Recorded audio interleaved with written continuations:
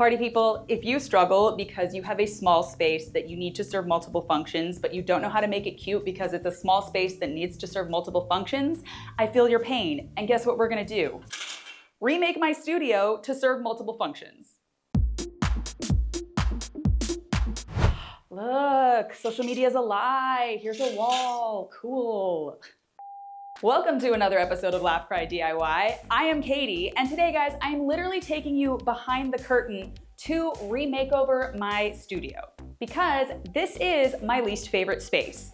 I've lived here for almost a year. It has been a jumbled mess. I'm not even showing you guys the actual before.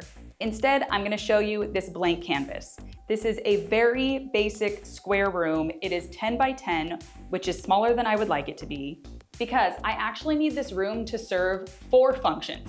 1, I need to be able to film. 2, I need to use it as an office.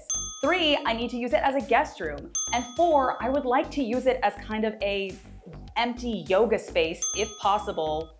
But how do we do that in a 10 by 10 room? And how do we make it cute? And how do we make it easy to move things around so that it can reconfigure and serve whatever purpose I need it to serve that day?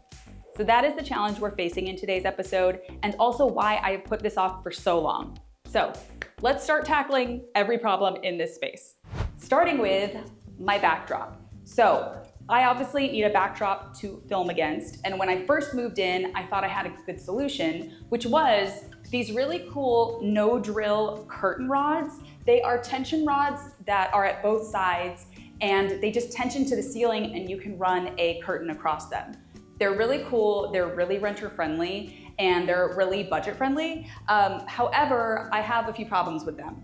First, it was actually not long enough to go all the way across the room, so I added this little dowel in there. It's janky, but it worked. However, that's not working anymore. Also, because this room is actually so small, I struggled to fit just this background into the frame. Sometimes I really actually need to zoom out, and I wanted more consistency in the backdrop. So I thought it would be a good idea to actually extend the curtain backdrop along both of these little walls. And I even considered draping the whole room. However, of course, we have a moment of hell, which is this smoke alarm, which cuts off the room. I don't want to cover it with a curtain. It's weird. The half wall will also add more curtains, which is more sound dampening, which is good because there's probably an echo in here right now. And I already happen to have a ton of pink velvet curtains in my stash that I have been looking to reuse. So we're gonna add these curtains to the wall. And once we get these up, I will also show you why this is a good design for this room. So we're gonna break this all down. That said, I do still think this is a really cool option for renters. They also make a version that goes like 3 ways. It just didn't work right for the length of my room, but they're really great, and I will link them below in case you're interested in something like that. Okay.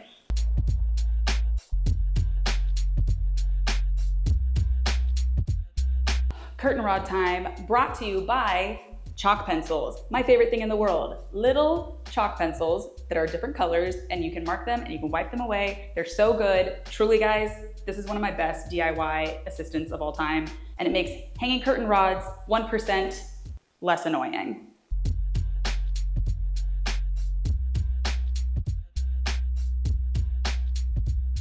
All right, folks, moment of truth. I decided just to break down and reuse all of these curtain rods just to use up what we have. And now let's get this big boy in and this last guy. Yes. All right, now to make these curtains very easy to move around and configure, I'm going to use drapery pins and a little curtain hook. And these curtains are from IKEA. And what's great about these curtains is that, as you can see on the back here, there are a ton of different hooks and loops, different heights. Because these are like an inch or 2 long, and because I actually want to cover up the rod, I'm going to pin the pin in low on the curtain. We're doing it like the 3rd loop down. That way, when it is hooked to the hook, it will actually like cover it. Do you see? Very sneaky, but very cool. Oh baby, look at that. Who's ready for a show? Guys, I love this. The curtains are voluminous, they're thick, they're heavy because they're velvet, they're hanging really nice. And what's great about this is not just that I set it up for better filming, but also because I plan to use this as a guest room, I thought it would be really nice if this kind of 3/4 wall curtain situation kind of acted like a headboard. So like I'll set the bed up here and then you can feel really kind of like ensconced, kind of like a little boutique hotel a little bit. And it can feel really cozy and nice. And there is a third reason I thought this would be great when I need to use this as a guest room. And that is because there is a door right here. And there is someone who comes in that door all night long, in and out, checking to make sure everything's okay. And that would be my cat, Baguette. And when we have guests over and they close that door entirely, she harasses them all night and people can't sleep. So I thought if we could keep the door cracked, but people can close this entirely when they're staying over, it still feels totally private, but the manager can get in and out. Can you get in and out? Show the people. Do you approve? You need to leave? And that, my friends, is brilliant design. All right, folks, curtains are in. I am sweating. They look beautiful. However, these are not enough.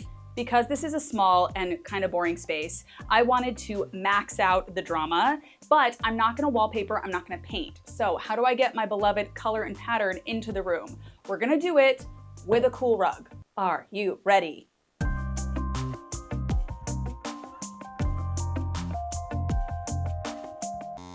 It's too hot for sexy rug time.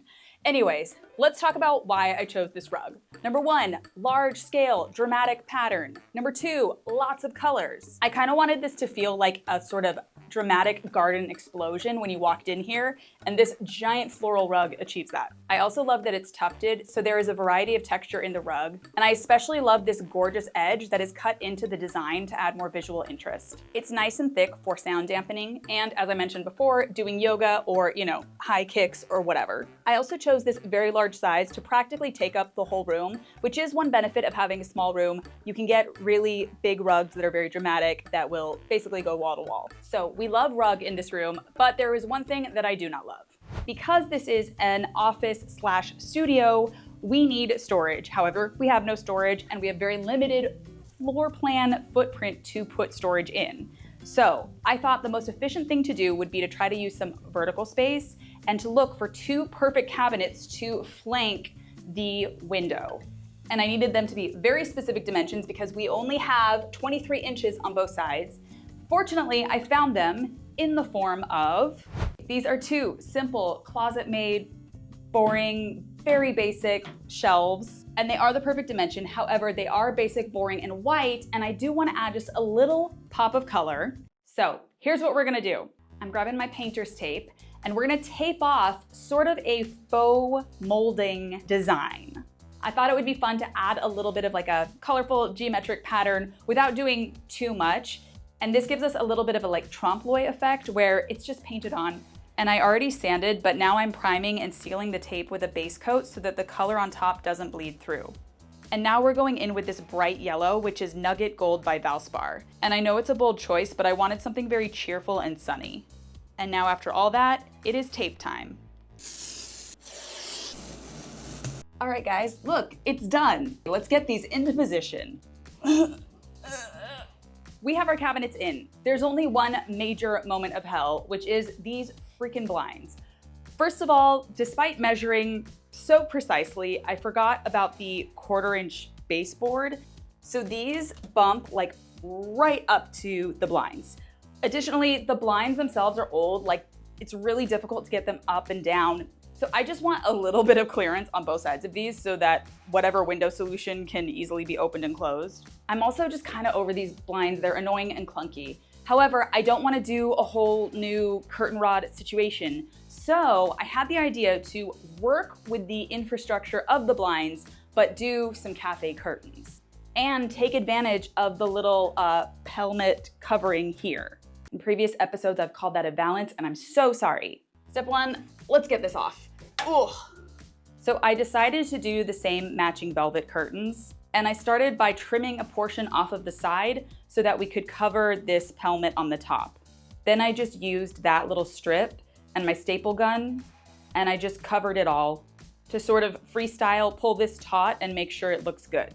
Then I needed to trim and hem the rest of the curtains. So I just cut those up, pressed the hem, and used my hot glue gun because I still don't have any hem tape on hand. Now that we have all of our curtains made, we're gonna handle this. So first things first, I'm actually going to add 2 layers of curtains.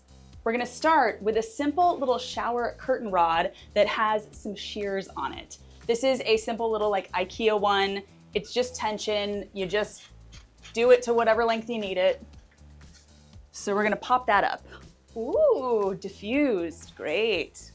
I hope you guys can see, these are the 3 little brackets where the blinds used to be. But now I'm gonna do this. I'm gonna fit a curtain rod across all 3. Now this little middle portion, it can slip out of. So I'm going to use this like funky bolt thing to create a little bit of a barrier. This is kind of funky, but you can see right here how that stops the curtain rod from falling out. And it already has this kind of natural cage that the side ones are clipped into. And now we can add our drapes, which by the way, guys, I also added blackout lining. And finally, we can add the pelmet back on. However, I gave myself another moment of hell, which is that by taking the blinds off, that pelmet has nothing to clip to.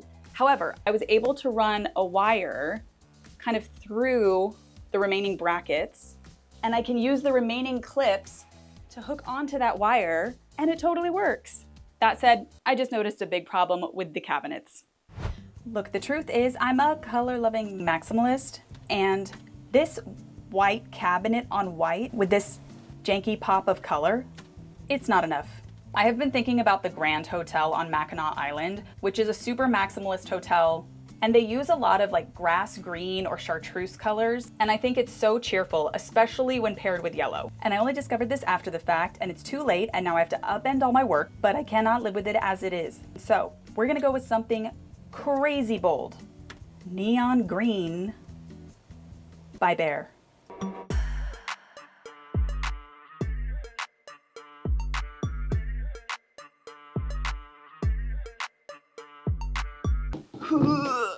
All right, folks, that's better.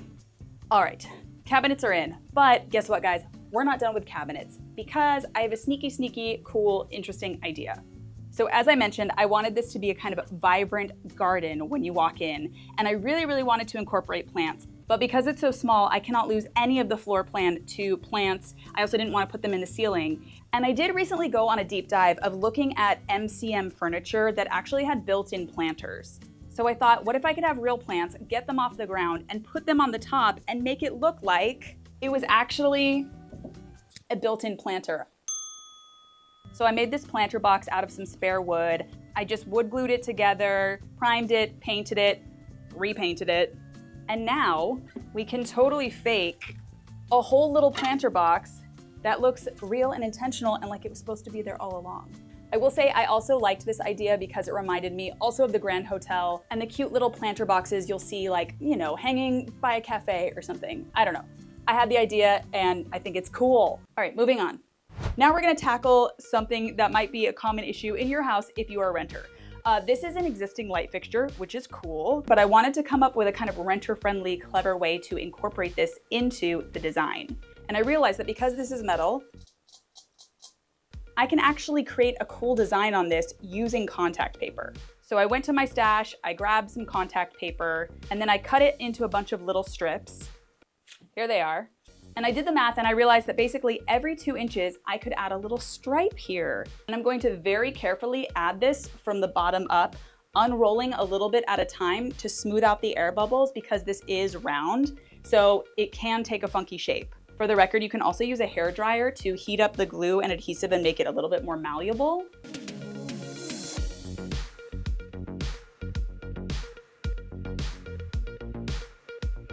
All right, these are all on. This looks better than I thought, guys. Sometimes I do have good ideas. All right, whatever's next. And now, folks, we are just about to the end and we need to solve one more problem in the space, and that is my desk/work table.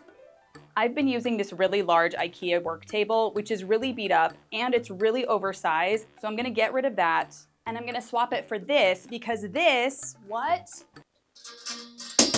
has collapsible legs so that when I have a guest or when I need to use this space for yoga Katie time, I can just easily fold it up. And because everything in this room needs to be multifunctional, I also know that I need a little kind of rolling cart to keep project supplies. So I'm going with this classic, simple little IKEA number here.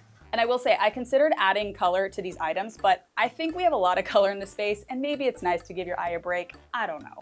What's great is that it's on wheels, so I can move it around wherever. It is petite, so it's not like intrusive, and it can serve multiple functions as both a file office cabinet and a little nightstand for when I have this set up as a guest room. Guys, always be doing the math of how to use stuff. But now, with that said, I think it's time for your official, very exciting, very thrilling final reveal.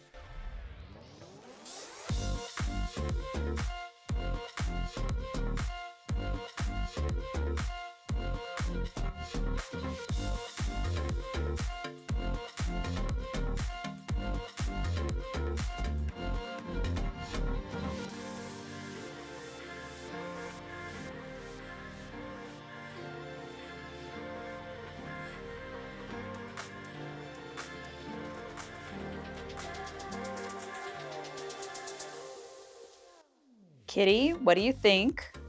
Do you approve? Do you have thoughts?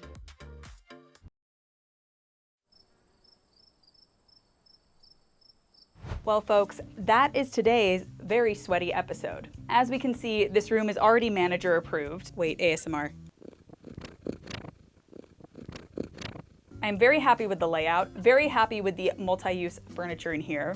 However, I will wrap up by saying that although these curtains were in my stash, guys, I know they're the wrong color pink. I know they wash me out. They're actually so folded and creased from being in storage that I actually might try to dye them, or I might just look for a replacement color. But that's the story of all makeovers, because no matter what you do, there's still more to do, and there's still something you gotta fix. But thank you for sticking around for this episode to watch me sweat through a variety of poorly lit shots. Seriously, this episode was extra chaotic, so thank you. And now, any final words? Kitty, say like and subscribe. Tell them to like and subscribe. Okay, bye.